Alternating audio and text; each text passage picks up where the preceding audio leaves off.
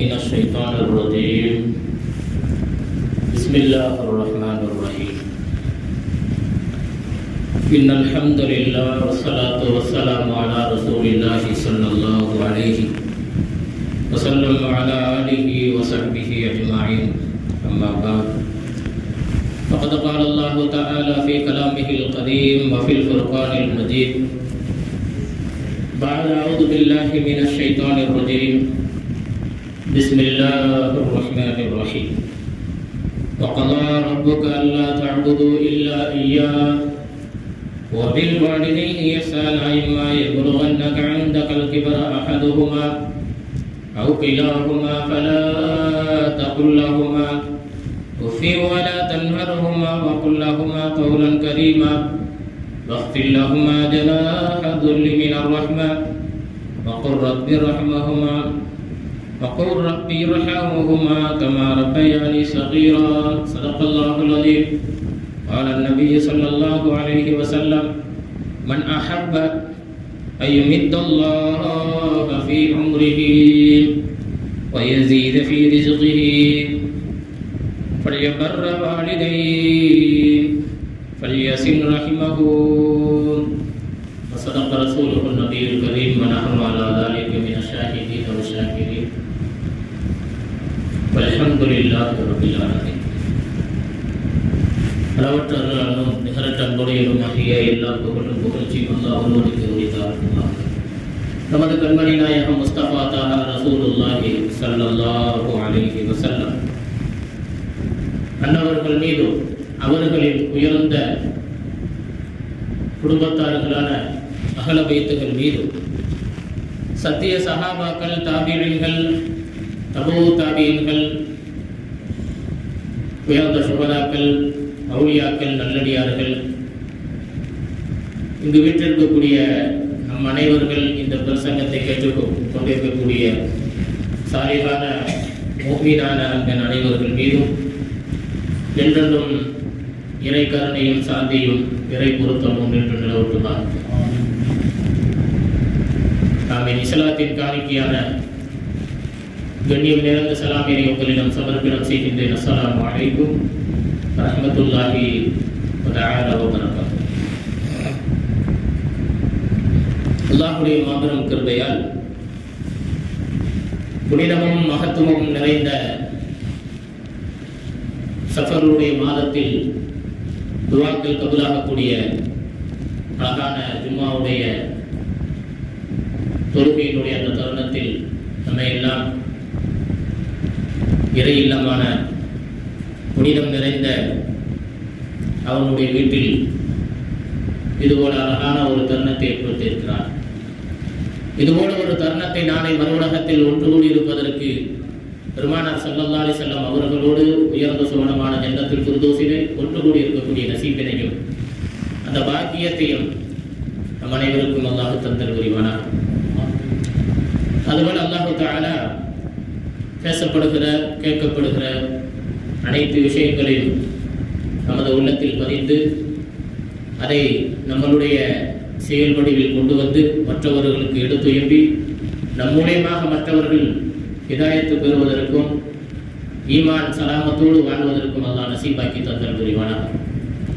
அதுபோல் அல்லாஹ் தஆலா இந்த உலகத்தில் எப்படி முஸ்லிமாக மூமினாக நாம் வாழ்கிறோமோ இதே ஒரு அடையாள சின்னத்தோடு அல்லாஹ் தஆலா நம்மளுடைய இந்த மௌத் நேரத்திலும் கலிமாவோடு ஈமானோடு இஸ்லாத்தினுடைய கோலத்தோடு கலிமாவோடு பெருமானாருடைய அந்த சலாவாத்தோடு மரணப்படக்கூடிய அந்த நசீபினை நம் அனைவருக்கும் முழுமையாக தந்தல் புரிவானாக. ஆமீன். வல்ஹம்துலில்லாஹி ரப்பில் ஆலமீன். இன்றைக்கு பெற்றோர்களை பற்றி நாம் சில தகவல்களை காண இருக்கிறோம். அதாவது வருகின்ற ஜூலை 27 தேசிய பெற்றோர்கள் தினம் என்று சொல்லப்படுவதால் அது சம்பந்தமான சில விஷயங்களை மட்டும் நாம் பார்க்க இருக்கிறோம். பெற்றோர்கள் என்று சொன்னால் நம்மளை பெற்றெடுத்த தாய் தகப்பனுக்கு சொல்வார். நம்மளை பெற்றெடுத்த தாய் தகப்பனுக்கு சொல்லுவார். அவர்களை நாம் என்ன செய்ய வேண்டும்? கண்ணியப்படுத்த வேண்டும், சங்கைப்படுத்த வேண்டும். எல்லா விதத்திலும் அவர்களை நாம் உயர்வாக கருத வேண்டும். அவர்களை உயர்வாக கருத வேண்டும். இந்த உலகத்தில் எப்படி நாம் பெற்றோர்களை காணுகிறோமோ அதே போல நாளை மறு உலகத்தில் அவர்கள் துவாவால் நம் நிலைகள் மாற்றமடையும். அப்ப இந்த உலகத்தில் பெற்றோர்களை நாம் ஒதுக்கி பார்ப்போம் என்று சொன்னால், பெற்றோர்களை நாம் கண்குளிர்ச்சியாக கண்ணும் கருத்துமாக கவனிக்கப்படாமல் ஒதுக்கிவிட்டால் நம்மளுடைய நிலைமைகள் மிகவும் மோசமான அடுத்த கட்டத்தினுடைய நிலைப்பாடுகள் இருக்கும் என்பதில் சந்தேகம். நமக்கு பெருமானார் ஸல்லல்லாஹு அலைஹி வஸல்லம் அவர்கள் சொல்லுகிறார்கள், சுவனத்தில் நாம் பயணிப்பதற்கு இந்த உலகத்தில் நபிகள் நாயகம் ஸல்லல்லாஹு அலைஹி வஸல்லம் அவர்கள் இந்த துன்யாவிலே அதிகமான நன்மைகளை, அதிகமான அமலியத்துகளை, அதிகமான இபாதத்துகளை நமக்கு சொல்லி தந்திருக்கிறார்கள். இந்த உலகத்திலேயே நம்ம என்ன செய்ய வேண்டும்? இந்த துன்யாவிலேயே அதிகமான அமல்கள், இபாதத்துகள், அதுவும் லட்டு போல இலகுவான முறையிலே நம் கைகளிலே தந்திருக்கிறார்கள். அப்ப அந்த அமலியத்துகளையும் இபாதத்துகளையும் நாம் பற்றி பிடித்துக் கொள்வோம் என்று சொன்னால், நாளை மறு உலகத்தில் நமக்கு ஜன்னத்தினுடைய வாசல் இயற்கையாகவே திறக்கப்பட்டு நாம் கண்ணியமான முறையிலே வானவர்களுடைய அழைப்பால், வானவர்களுடைய புகழாரத்தால் நமக்கு சொர்க்கம் கிடைக்கும் என்பதில் சந்தேகம் அல்ல. நபிகள் நாயகம் ஸல்லல்லாஹு அலைஹி வஸல்லம் அவர்கள் சொல்லுவார்கள், நபிகள் நாயகம் ஸல்லல்லாஹு அலைஹி வஸல்லம் அவர்கள் சொல்வார்கள், 3 விஷயங்கள் யாரிடத்தில் இருக்கிறதோ அவர்களுக்கு ஜன்னத்தினுடைய வாசல்கள் திறக்கப்படுகிறது, சுவனத்திலே பிரவேசிக்கப்படக்கூடிய அந்த வாய்ப்பினை அல்லாஹ் இறைவன் கொடுக்கிறான் என்பதாக நபிகள் நாயகம் ஸல்லல்லாஹு அலைஹி வஸல்லம் அவர்கள் சொல்கிறார்கள். இயலாதவருக்கு யார் எந்த மனிதர் இந்த துன்யாவிலே உதவுகிறார்களோ, நாளை மறு உலகத்திலே அந்த மனிதருக்கு சுவனத்தினுடைய வாசல் திறக்கப்பட்டு அவர்கள் மதகுகளாக புகழப்பட்டவராக சுவர்க்கத்துக்கு எல்லா இடங்களும் சுட்டிக்காட்டப்படும். 2வது நபர்களை சொல்லி காட்டுவார்கள், பெற்றோர்களுக்கு யார் அன்பு செலுத்தி கண்ணியப்படுத்தி முகமலர்ச்சியோடு அவர்களை இந்த துன்யாவிலே கண்ணியம் செய்கிறார்களோ, நாளை மறு உலகத்திலே அவர்களுக்கு சுவர்க்கத்தினுடைய வாசல்கள் திறக்கப்பட்டு கண்ணியப்படுத்தப்படுவார்கள். அதே போல அடிமைகளுக்கு உதவுதல், வறுமையில் இருக்கக்கூடியவர்கள், மிகவும் தாழ்வான இருக்கக்கூடியவர்கள், கஷ்டப்படக்கூடியவர்கள், துன்பப்படக்கூடியவர்கள், அவலப்படக்கூடியவர்கள், நோய்வாய்ப்பட்டு எந்த விதமான அவர் தன் கையால் தனக்கு கூட இயலாத உதவிகள் செய்ய முடியாத அளவுக்கு வறுமையில் இருக்கக்கூடிய நபர்களுக்கு எந்த மனிதர்கள் இந்த துன்யாவிலே மனிதர்கள் உதவுகிறார்களோ, நாளை மறு உலகத்தில் அந்த மனிதர்களுக்கு ஜன்னத்தை திறந்து அவர்களை கண்ணியப்படுத்தி சுவனத்தில் பிரவேசிக்கக்கூடிய பெரிய பாக்கியத்தை அல்லாஹ் கொடுப்பார்.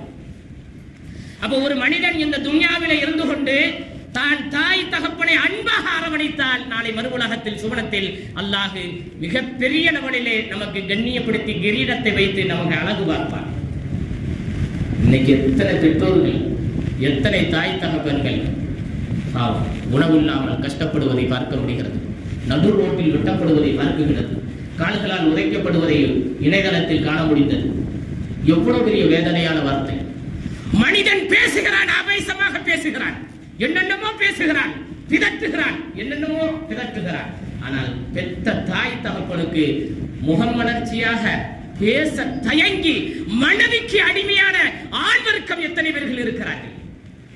எத்தனை கொண்டாட்டி பேச்சை கேட்டு தாய் தகப்பனுக்கு தண்ணி கூட கொடுக்காமல் ஒரு கட்டில கொடுத்து ஒரு ஓரமா இங்கே படுத்துக்க, இங்கே உறங்கிக்க, இங்கே சாப்பிட்டுக்க, இந்த அருக்கு பாத்ரூம், அது ஒரு ஆள் வேலை ஆள் வருவாங்க, அவங்க கிளீன் பண்ணுவாங்க, எவ்வளவுதான். ஊசி போட போறியா, இங்கிருந்து ஆட்டோ பிடிச்சி ஊசி போட போகும், அல்லது என் புருஷனைலாம் நீ கூப்பிடக்கூடாது, மருமக சொல்லக்கூடிய வார்த்தைகள் என் புருஷனைலாம். ஆனால் அவர்தான் உழைத்திருப்பார், அவர்தான் அந்த வீடை கட்டியிருப்பார், அவர்தான் அவருடைய உழைப்பால் அவருடைய சம்பாத்தியத்தால் தான் அந்த குடும்பம் வாழும். அதையெல்லாம் மறந்து போய் மனிதன் என்ன செய்கிறான்? பெற்றோரை ஒரு ஒதுக்கி வைத்து விட்டு கடைசி நேரத்திலே மரணப்படக்கூடிய அந்த தருணத்தில் மரணப்பட்டதற்கு பின்னால் கண்ணீர் வடித்தவர் என் பெற்றோர் உயர்ந்தவர் என்று பெருமையாக பெருமிதம் பேசுகிறான் என்று சொன்னார். இவனை போல ஒரு இளைநிலைவாதி யாரும் இல்லை. இவனை போல ஒரு இளைநிலைவாதி யாரும் இல்லை. நம்ம தாய் தாப்பனை மதிச்சா தாங்க நம்மளை மதிப்பாங்க. பெரியவர்களை, வயோதிகர்களை கேட்டுக்கிறணும். வயது முதிர்ந்த ஆணும் பெண்ணும் சொல்கிற வார்த்தை இந்த பள்ளிவாசலில் வைத்து சொல்கிறோம். கவனமாக கேட்க வேண்டும். நாம் நம் பிள்ளைக்கு கண்ணியம் செய்தால்தான் நம் பிள்ளை நம்மளை கண்ணியப்படுத்தும். நாம் இந்த நிலைக்கு தள்ளப்பட்டிருக்கிறோம் என்று சொன்னால் நாம் நம் பிள்ளையை சரியான முறையிலே கையாளவில்லை. அப்ப நம்ம பெற்றோர்களை நாம் கையாளவில்லை. நம் பிள்ளைகள் அதனால் நம்மளை அப்படித்தான் கையாளும். நம் பிள்ளைகள் நம்மளை அப்படித்தான் கையாளும். குர்ஆன் நமக்கு பல விதமான பாடங்களையும் கல்விகளையும் கற்றுக் கொடுத்தாலும் மண்டையில் ஏறாமல் நாம் மடமைவாதிகளாக உலகம் அழியும் வரையிலும் பேசிக்கொண்டு உதற்றிக்கொண்டு பிதற்றிக் கொண்டு இந்த துன்யாவில் வாழக்கூடிய எத்தனையோ ஈமான் அற்ற நிலையில் ஈமான் தகிலீலான குறைவானவர்கள் இந்த உலகத்தில் வாழ்ந்து கொண்டுதான் இருக்கிறார்கள். அவர்கள் ஒரு காலம் சுவனத்தை அடைய முடியாது என்பதில் எல்லளவும் சந்தேகம் அல்ல. குர்ஆன் சொல்கிறது, உன் பெற்றோரை நீ மதிக்கவில்லை என்று சொன்னால் சுவனத்தினுடைய வாசல் உனக்கு திறக்கப்படாது. சுவனத்தினுடைய வாசல் திறக்கப்படாது, ஒரு காலம் திறக்கப்படாது. அல்லாஹ் குர்ஆனில் சொல்வான், பிஸ்மில்லாஹிர் ரஹ்மானிர் ரஹீம், வகலா ரப்புக அல்லா தஅபுது இல்லா இய்யா, வகலா ரப்புக உன்னுடைய ரப்பாகிறவன் ஹலா செய்து உள்ளான், மார்க்க சட்டங்கள் தீர்ப்புகளை வழங்கி உள்ளான். அல்லா தஅபுது இல்லா இய்யா, அவனை தவிர்த்து வேற யாரையும் நீங்கள் இபாதத்து செய்யக்கூடாது, வணங்கக்கூடாது. வணக்கம் என்பது உபூதியத் என்பது தலை சாய்ப்பது என்பது வஹதானியத்தான அஹதியத்தான ஒருவனுக்கு மட்டும்தான், அல்லாஹுக்கு மட்டும்தான் நாம் என்ன செய்ய வேண்டும், இபாதத்து செய்ய வேண்டும். மற்றவர்கள் யாரா இருந்தாலும் சரி, பெற்றோர்களுக்கு முதற்கொண்டு இபாதத்து வணங்கக்கூடாது. பெற்றோரை முதற்கொண்டு வணங்கக்கூடாதுங்க. வணக்கம்ங்கிறது எங்க? அல்லாஹ்க்கு மட்டும்தான். வணக்கம்ங்கிறது அல்லாஹ்க்கு மட்டும்தான். பெற்றோர்களை மதிக்க வேண்டும். பெருமானார் ஸல்லல்லாஹு அலைஹி வஸல்லத்தையும் வணங்கக்கூடாது, மதிக்க வேண்டும்.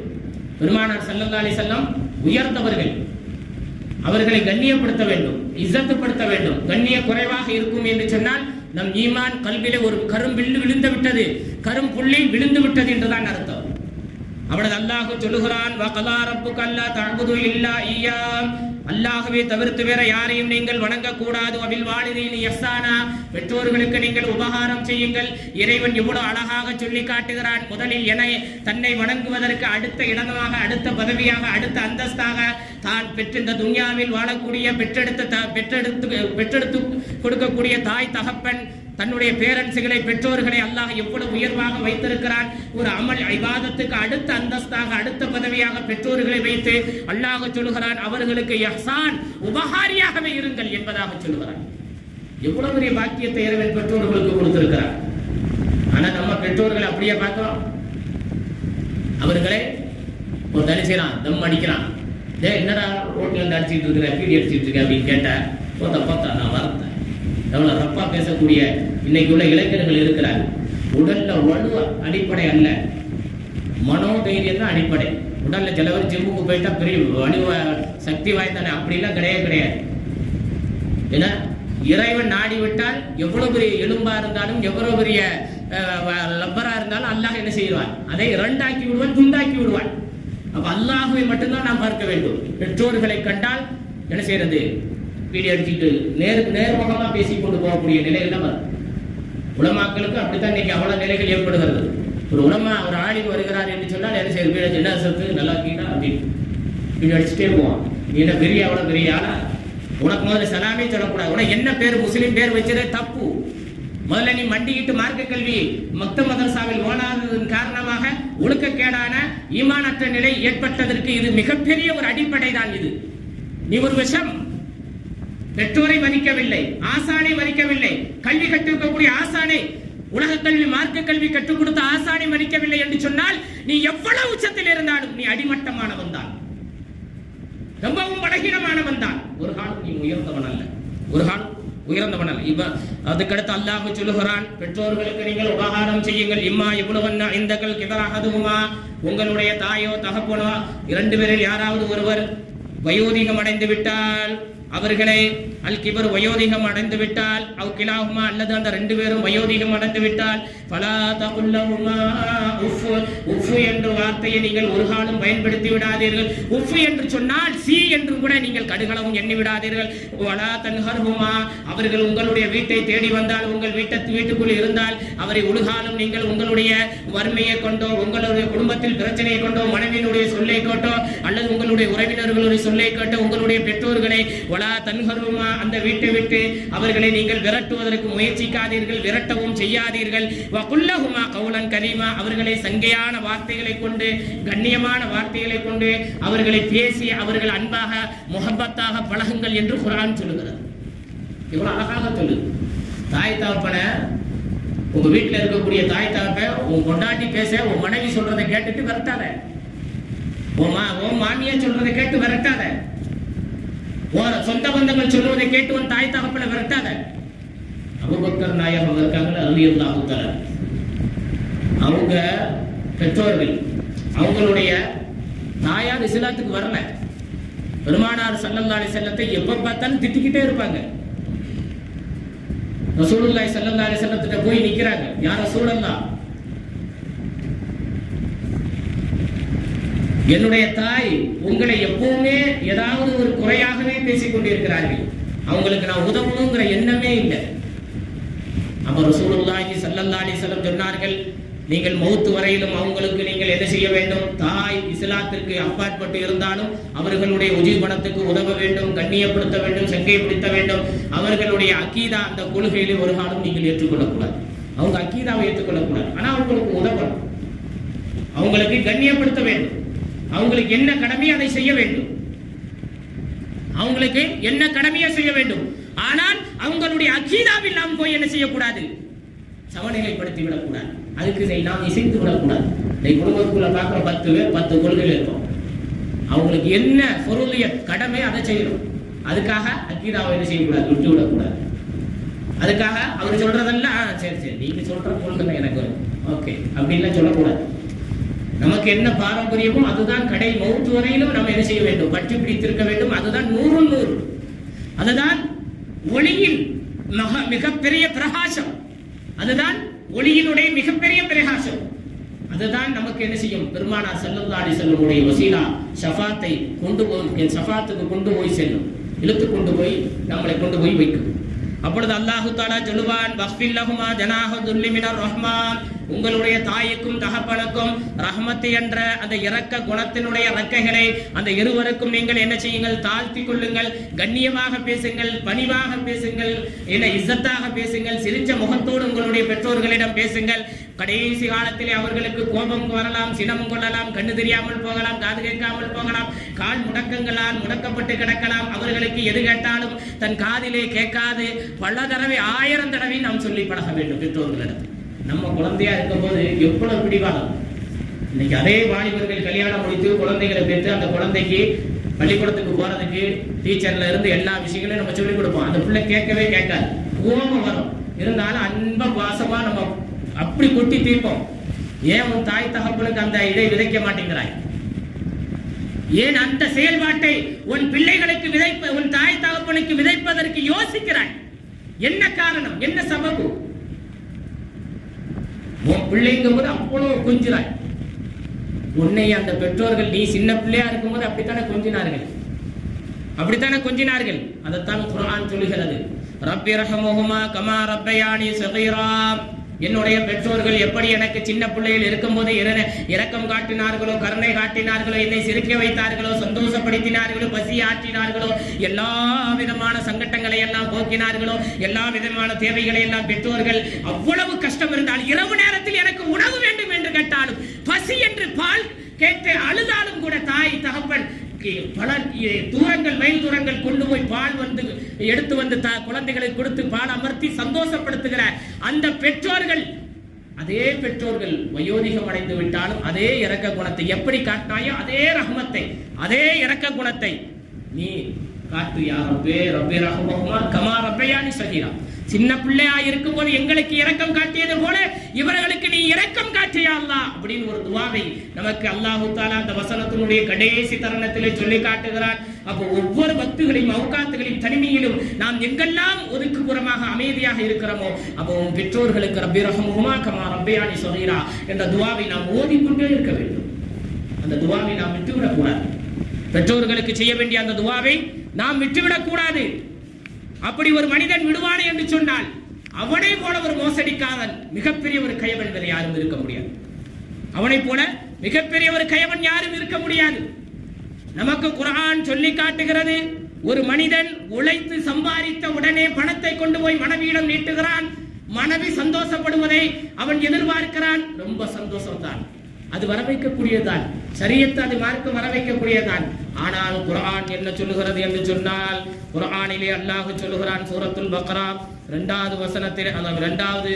வசனத்திலே இரண்டாவது சூறாவிலே சொல்லி காட்டுவான். 215 யஸ்அலூனக மாதா யுன்ஃபிகூன், நீங்கள் சம்பாதிக்கிறீர்களே, சம்பாதிப்பதை பற்றி உங்களிடத்தில் கேட்கப்பட்டால் நபியே நீங்கள் சொல்லுங்கள், மா அன்ஃபக்து மின் கைர், கைரானதை நீங்கள் நஃபகா செய்ய வேண்டும் என்று சொன்னால், சதகா தான தர்மங்கள் நஃபகா உதவ வேண்டும் என்று நீங்கள் ஆசைப்பட்டேன் என்று சொன்னால், முதலிலே நீங்கள் சம்பாதித்த பணத்தை உதவ வேண்டும், யாருக்காவது கொடுக்க வேண்டும், யாராவது துவாவை, அன்பை, பாசத்தை, பிரியத்தை பெற வேண்டும் என்று ஆசைப்பட்டால் முதலில் நீங்கள் பலிவாடிதேன், உங்களுடைய பெற்றோருக்கு கொடுங்கள். அடுத்ததாக வல் அக்ரபீன், உங்களுடைய இரத்த உறவுகளுக்கு, சொந்த பந்தங்களுக்கு கொடுங்கள். அடுத்ததாக வல் யதீமா, வல் யதீம்களுக்கு கொடுங்கள். வல் மசாகின், வல் மிஸ்கீன்களுக்கு கொடுங்கள். வப்னி சபீல், வழிபோக்கர்களுக்கு கொடுங்கள். இவைகளுக்கு நீங்கள் கொடுத்து சந்தோஷங்களை, மகிழ்ச்சிகளை, இதுதான் வமா தஃஅலு மின் கைர், ஆக சிறந்த ஒரு கைர் என்பதாக குர்ஆன் சொல்லுகிறது. சிறந்த ஒரு கைர் என்பதாக குர்ஆன் சொல்லுகிறது. இவ்வளவு பெரிய அழகான ஒரு தத்துவத்தை சொல்லுகிறது இந்த குர்ஆன் வசனம். அப்ப நீங்கள் சம்பாதித்து விட்ட அந்த பைசாவை கொடுத்து நீங்கள் ஆனந்தம் அடைய வேண்டும் என்று ஆசைப்பட்டீர்கள் என்று சொன்னால் முதலில் உங்கள் பெற்றோர்களில் கொண்டு போய் கொடுங்கள். இன்னைக்கு என்ன செய்யறான், 10,000 ரூபாய் சம்பளத்தை வாங்கி மனைவிட்ட கொடுக்குறான். தாய் தாப்ப நம்ம புள்ள சம்பாரிச்சு எவ்வளவு சம்பாரிச்சுட்டு வருது, என் புள்ள வேர்த்து விதுவித்து வருது, என் புள்ளனுடைய உடல் மெலிந்த நிலையில் வருது. இப்படிப்பட்ட கவலை எந்த மனைவிக்கு இருந்தது, எந்த மனைவிக்கு இருக்கிறது? யாராவது யூகிக்க முடியுமா? நீங்க உழைச்சிட்டு போன உடனே நம்ம மனைவி என்னங்க 1ஆம் தேதியான பைசாவை காணும் அப்படித்தான் கேட்கும். ஆனா தாய் தாப்பன், என்னவாப்பா இவ்வளவு கஷ்டப்பட்டு உழைக்கிற, உடம்பு இப்படி மெலிஞ்சு போயிட்டிய, இப்படி கஷ்டப்பட்டு உழைக்காத, வேற ஏதாவது நல்ல இடம் பார்த்து ஃப்ரீயா ரிலாக்ஸான நல்ல ஒரு சொகுசான இடத்துல வேலை செய்வன், அப்படி சொல்லக்கூடியவர் தான் தாய் தாப்பன். மனைவி சொல்லுவாரா? மனைவி எனக்கு கஷ்டமா இருக்குப்பா அங்க போய் வேலை பார்க்கறது, எங்க அதுலதாங்க பைசா அதிக வருது, ஆமா 2 மடங்கு சம்பாத்தியம் வருதுங்க, எவ்வளவு கஷ்டம் வந்தாலும் பரவாயில்லை நீங்க அங்கேயே உழைங்க அப்படின்னு சொல்லக்கூடிய மனைவிகள் தான் இன்னைக்கு ரொம்ப மனைவிகள், அதிகமான மனைவிகள், பெண் மக்கள் இருக்கிறாங்க. யாரும் மனைவி தன்னை ஒரு உயிராக ஹுப்பாக நினைத்து யாரும் என்ன செய்யறது இல்ல. இன்னைக்கு அதிகமா 180% யாரும் என்ன செய்யறது இல்ல, முன் இந்த அப்படி வேலை வேண்டாங்க விட்டுருங்க அப்படின்னு சொல்ற நபர்கள், குடும்பங்கள் இன்னைக்கு ரொம்ப குறைவு, ரொம்ப குறைவு. அவன் குர்ஆன் என்ன சொல்கிறது? உழைத்து விட்டு நீ அதை செலவு செய்ய ஆசைப்பட்டால் முதலில் உன்னுடைய பெற்றோர்களுக்கு உதவி செய்யுங்கள், அடுத்ததாக நீங்கள் உங்கள் அக்ரபீன்களுக்கு உதவி செய்யுங்கள், மனைவிக்கு உதவி செய்யுங்கள், உன்னுடைய தம்பி சகோதர சகோதரிக்கு உதவி செய்யுங்கள், அல்லது உங்கள் உறவுகளுக்கு உதவி செய்யுங்கள். ஒரு அக்ரபீன்கிறதுல அதில் மனைவி கட்டுப்பட்டு விடுவாள். அக்ரபுன்னா உறவுக்காரர்கள், உறவுங்கிற ரீதியில யாரு முதல்ல கட்டுப்படுவா? மனைவி கட்டுப்படுவா. மனைவி இருந்தா மனைவி, அண்ணன் தம்பி இருந்தா அண்ணன் தம்பி முதல்ல கட்டுப்படுவா. ஆனா இன்னைக்கு நம்ம மாட்ட இருக்கக்கூடிய உறவு பலவீனம் என்னன்னா, சம்பாதிச்சுட்டு போய் தாய் தாப்பனுக்கு ஒரு 10 ரூபா கொடுக்கறது கிடையாது. சம்பாதிச்சுட்டு போய் தாய் தாப்பனுக்கு கொடுக்கறது இல்ல. ஊரை சுத்தி என்ன செய்யறது, ஊரை சுத்தி எங்கேயாவது என்ன செய்யறது, செலவுகளை, அநியாய செலவுகளை வித்துட்டு விட்டு மனைவி கொண்டு கொடுத்து விட்டு தாய் சாப்பிட்டாங்களா, தகப்ப சாப்பிட்டாங்களா அப்படிங்கிற எண்ணம் இல்லாமல் வாழக்கூடிய மனிதர்கள் எத்தனை பேர்கள். அப்போ பெற்றோர்களுக்கு நாம் என்ன செய்ய வேண்டும்? அவர்களை கண்ணியப்படுத்த வேண்டும், அவர்களை இஸ்ஸத்துப்படுத்த வேண்டும். நபிகள் நாயகம் ஸல்லல்லாஹு அலைஹி வஸல்லம் அவர்கள் சொல்கிறார்கள், அன் அப்துல்லாஹ் இப்னு அம்ர் ரலியல்லாஹு தஆலா கான் ரசூலுல்லாஹி ஸல்லல்லாஹு அலைஹி வஸல்லம் அவர்கள் சொன்னார்கள், அதாவது இன்ன அக்பருல் கபாயிர உகூகுல் வாலிதீன், பெற்றோர்களை திட்டுவது என்பது மகா பெரிய பாவம். பெற்றோர்களை திட்டுவது, பெற்றோர்களை சபிப்பது, பெற்றோர்களை ஏளனமாக, இகானத்தை கேவலமாக கருதுவது என்பது மகா பெரிய பாவம் என்று ரசூலுல்லாஹி ஸல்லல்லாஹு அலைஹி வஸல்லம் சொன்னபோது, கீல வமா உகூகுல் வாலிதூன், வாலிதைன், பெற்றோர்களை நாம் சபிப்பது, திட்டுவது என்றால் என்ன யா ரசூலுல்லாஹ் என்று சொன்ன பொழுது சொல்லுவார்கள், அதாவது யசுப்பு ரஜுலு, ஒரு மனிதன் திட்டுவான், அர் ரஜுலு இன்னொரு மனிதனை, உதாரணத்தாக யசுப்பு அபாஹு, அவருடைய தந்தையை ஒரு மனிதன் திட்டினால், யசுப்பு உம்முஹு, அவருடைய தாயை ஒரு மனிதன் திட்டினால் அவருடைய தாயை அவர் திட்டுவார். இப்ப நம்ம தாய் இன்னொரு தன்னுடைய தாய் தாப்பனை திட்டுனா நம்ம தாய் தாப்பனை அவன் திட்டுவான்.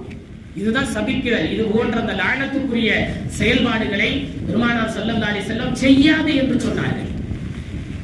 இது போல மோச காரியங்களில் ஈடுபடாதீர்கள் என்று சொன்னார்கள்.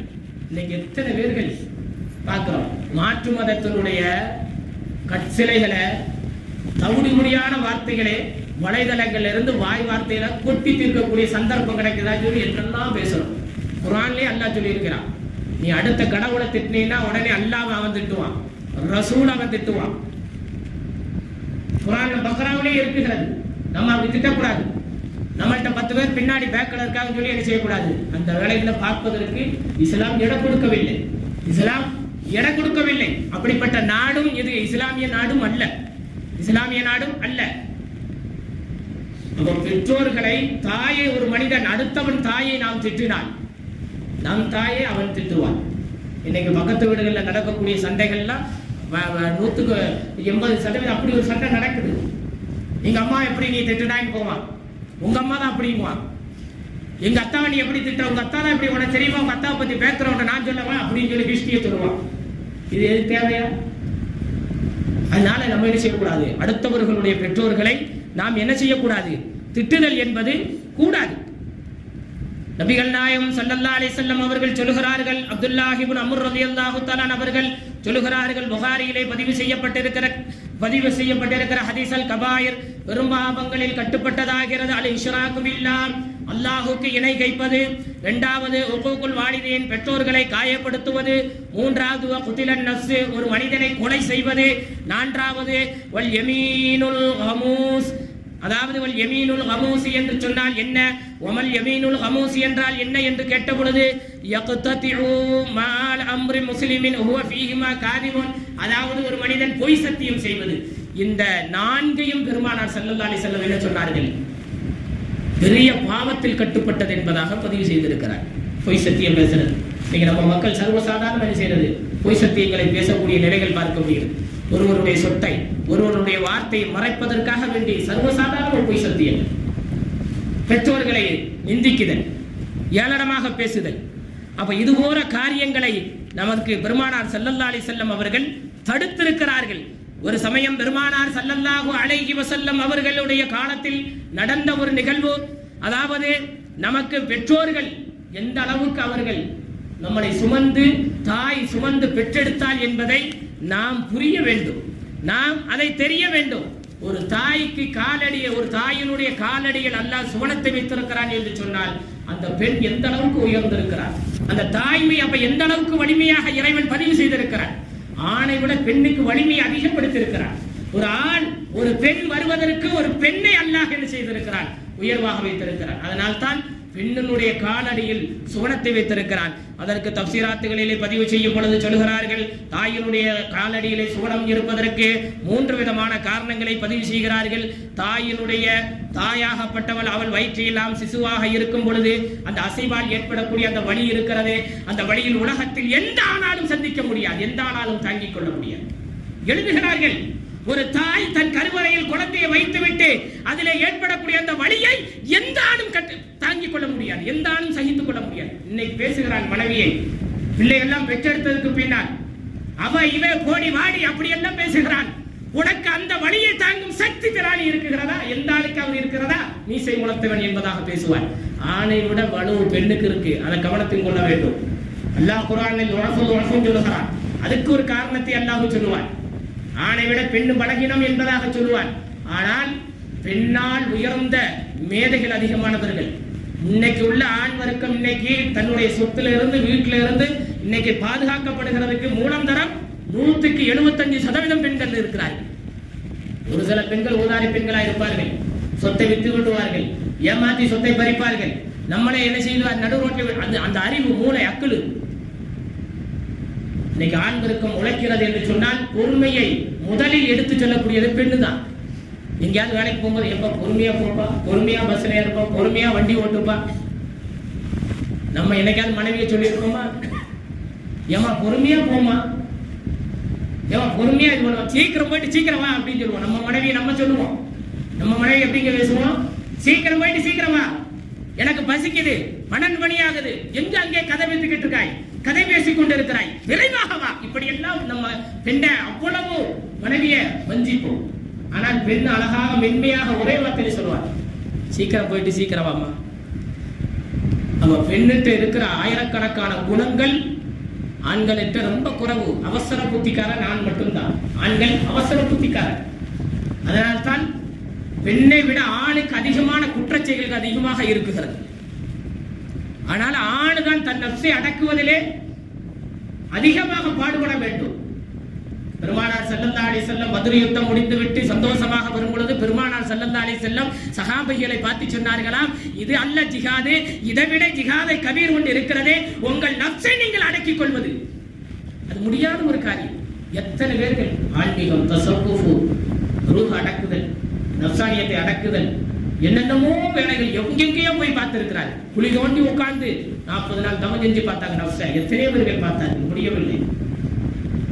சில பேர்கள் ஜெயம் பெற்றார்கள், நஃப்ஸை அடக்கினார்கள். மிகவும் கொடூரமான வில்ல நஃப்ஸ், நஃப்ஸே அம்மாரா, மிகவும் கொடூரமான வில்ல. அதை அந்த உடல்ல வச்சு எவ்வளவு பேர்கள் நரகத்துக்கு போறதுக்கு மிகவும் மூலந்தரமானவனாக அந்த நஃப்ஸ் இருக்கிறது. அந்த நஃப்ஸை என்னைக்காவது நம்ம அடக்கி இருக்கோமா? அடக்கிறது கிடையாது. ஒரு சண்டை பக்கத்து வீட்டுல நம்ம மணியை அடைச்சிட்டா உடனே போய் சண்டை போடுவோம். அதுக்கு பேர் தான் நஃப்ஸே அம்மாரா. அந்த நஃப்ஸை கண்ட்ரோல் பண்ண முடியல. சோறுல லைட்டா உப்பு வந்துருச்சுன்னா உடனே சண்டை போடுவோம். அதான் நஃப்ஸே அம்மாரா, கண்ட்ரோல் பண்ண முடியல. ஒருவருக்கு பிடிக்கலைன்னு சொன்னா, பிடிக்காதவரை எங்கேயாவது முன்னிலைப்படுத்தினார்கள் சொன்னா, பிடிக்காத ஒரு சபையில வந்துட்டாருன்னு சொன்னா கோவப்படுவோம். அதுதான் நஃப்ஸே அம்மாரா, கண்ட்ரோல் பண்ண முடியல. நமக்குள்ள என்ன வீரம்? ரசூலுல்லாஹ் தான் சொன்னாங்க, கோபத்தை அடக்குவன் தான் வீரன், கோபத்தை காட்டுவன் வீரன் அல்ல. கோபம் வந்து அடக்கணும். அடுத்தவனை அடிப்பவன் வீரன் அல்ல, பொறுமையை கையாளுபவன் வீரன். எத்தனை பேர்கள் பொறுமையை நம்மளால் பிடிக்க முடியல. ஆனால் பெண்கள் அந்த வார்த்தைகளை அடிக்கடி பயன்படுத்துவார்கள். அப்ப எழுதுகிறார்கள், தாயினுடைய வயிற்றிலே நாம் சிசுவாக இருக்கும் பொழுது அசைவில் ஏற்படக்கூடிய அந்த வழி இருக்கிறதே, அந்த வழியால் கிடைத்த பெரிய பாக்கியம் அந்த பெண் மக்கள் தாய்மார்களுக்கு ஜன்னத்து. இரண்டாவது எழுதுகிறார்கள், உயிரையே பணயம் வைத்து அவர்கள் பெற்றிருக்கிற அந்த வலிய வேதனை, அந்த குழந்தைகளை வெளியெடுக்கும் பொழுது, அந்த குழந்தை வெளிவரும் பொழுது வலி ஏற்படுகிறதே, அந்த வலிக்காக எழுதப்பட்ட வார்த்தை தான், எழுதப்பட்ட பரிசு அன்பளிப்பு தான் ஜன்னத் என்பதாக எழுதுகிறார்கள். அதே போல தன் உதிரத்தையே பாலாக கொடுத்து அந்த குழந்தைக்கு கொடுக்கிறார்கள் அல்லவா. 2 வருட காலம், 1 வருட காலங்கள் தாய்ப்பால் கொடுக்கிறார்கள் அல்லவா. அது எவ்வளவு பெரிய வழி. உடலில் உள்ள ஒட்டுமொத்த ரத்தங்களையும் உதிரங்களையும் அந்த தாய் பாலாக மாற்றி இறைவன் கொடுக்க வைக்கிறானே, அதற்கு ஈடு இந்த உலகத்தில் எதுவுமே கிடையாது என்பதாக சொல்லுகிறார். நமக்கு அப்படி எல்லாம் ஒண்ணுமே கிடையாது. நமக்கு ஏதாவது இருக்கா? நமக்கு என்ன இருக்கு? ஒண்ணுமே. நம்ம என்ன உதிரத்தை வச்சு பாலாவா கொடுக்கிறோம்? ஒரு பெண்ணுக்கு அல்லாஹ் தாயின் காலடியில் ஜன்னத்தை வைத்ததற்கு சபபுகளை எழுதும் பொழுது அவ்வளவு அழகாக மிகவும் நுணுக்கமாக பதிவு செய்திருக்கிறார். மிக நுணுக்கமாக பதிவு செய்திருக்கிறார்கள். நாம் யோசித்து பார்க்க வேண்டும். உஸ்மான் ரலியல்லாஹு தஆலா அவர்களுடைய ஆட்சி காலத்திலே ஒருவர் தன் தாயை தோளில் சுமந்து கொண்டு காபத்துல்லாஹ் வலம் வந்து கொண்டே இருக்கிறார். உஸ்மான் ரலியல்லாஹு பார்த்துக்கிட்டே இருக்கிறார். கூப்பிட்டு, என்ன தாயம்? இல்ல, நான் தாய்க்கு இவ்வளவு காலாச்சு, எனக்கு வயோதிகமாயிருச்சு, தாய்க்கு ஒண்ணு கூட செஞ்சது கிடையாது. அப்போ உஸ்மான் ரலியல்லாஹு தஆலா சொன்னார்களா, அந்த குழந்தை, நீ குழந்தையா இருக்கும்போது கொஞ்சம் உன்னை அசைத்திருப்பார், அதுக்கு கூட இது ஈடாகாதுப்பா, இந்த நன்மையில ஈடாகாது. இதே போல ஒரு வார்த்தையை பெருமானார் ஸல்லல்லாஹு அலைஹி வஸல்லம் இதே வார்த்தையை பயன்படுத்தி இருக்கிற ஹதீசுகள் அதிகமானது இருக்கு. நம்ம பிள்ளைகளுக்கு முதல்ல கற்றுக் கொடுக்க வேண்டியது, பெற்றோர்களாக இருக்கக்கூடியவர்கள் முதல்ல தாய் தகப்பனை மதிக்க கற்றுக் கொடுக்க வேண்டும். அதே மாதிரி பிறர்களை மதிக்க கற்றுக் கொடுக்க வேண்டும். தாய் தகப்பனுக்கு துஆ செய்யக்கூடிய பிள்ளைகளாக மாற்றி நம் பிள்ளைகளை உருவாக்க வேண்டும். நபிகள் நாயகம் ஸல்லல்லாஹு அலைஹி வஸல்லம் அவர்கள் சொன்னார்கள், நமது பிள்ளைகளுக்கு, நீங்கள் உங்கள் பிள்ளைகளுக்கு பெற்றோர்கள் துஆ செய்யக்கூடிய பிள்ளைகளாக, மக்ஃபிரத் தேட பிள்ளைகளாக நீங்கள் மாற்றிய வேண்டும். அதனால் தான் நமக்கு பிள்ளைகளுடைய கடமைகளில் எழுதும் பொழுது சொல்கிறார்கள், பெற்றோர் உன் தாய் தகப்பன் இறந்து விட்டால் பிள்ளைக்கு 4 வித கடமைகளை பதிவு செய்கிறார்கள். முதலிலே அவன் என்ன செய்ய வேண்டும்? தன் தாய் தகப்பனுக்கு துஆ செய்ய.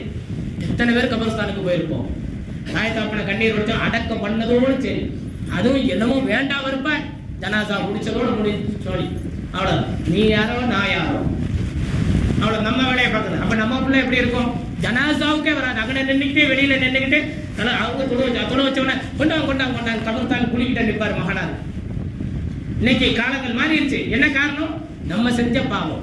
நம்ம தாய்க்கு முன்னாடி என்ன செய்யறது இல்ல, தாய் தகப்பனுக்கு முன்னாடி அந்த பிள்ளை கண்ணீர் வடிச்சு தகப்பனாருக்கு நரகத்தை கொடுத்துறாத, என்ன ஜன்னத்தை நசீபாக்கி கொடு, கண்ணீர் வடிக்கல. பாவங்கள் செஞ்சிருப்பாங்க, கடன்கள் வாங்கியிருப்பாங்க, துன்பங்கள் என்னென்ன இருக்கோ அதுக்கெல்லாம் இவன் வசீலாவாக இருக்கவில்லை, இவன் ஒரு சஃபாத்தாக இருக்கவில்லை. அவன் என்ன செய்கிறான்? வெளியில ஓரமா நிற்கிறது. தகப்பனை கொண்டு அடக்கம் பண்ணிடுவாங்க, தாயை கொண்டு அடக்கம் பண்ணிடுவாங்க, அவ்வளவுதான் முடிஞ்சு. யாரோ துவா ஓதுறாங்க, யாரோ இஸ்திக்ஃபார் தேடுறாங்க, யாரோ அவங்களுக்கு பாவம் மன்னித்த தேவையும் கிடையாது. நம்ம அது அல்லாஹ் வச்சு அவராச்சு, அல்லாஹ்வே தானே உருவாக்குனா, அவருக்கு அல்லாஹ் கொண்டது, எனக்கு இதுக்கு சம்பந்தமே இல்லைங்கிற மாதிரி முமையஸ் பிரித்து தனியாக காட்டுகிறார். இன்னைக்குள்ள பிள்ளைகள் அப்படித்தான் வளர்கிறார்கள். இன்னைக்குள்ள பிள்ளைகள் அப்படித்தான் வளர்கிறார்கள். சொல்லுகிறார்கள், ஒரு குழந்தை ஒரு பெற்றோர்கள் மரணித்து விட்டால் 4 விதமான கடமைகள் அந்த பிள்ளைகளுக்கு இருக்கிறது.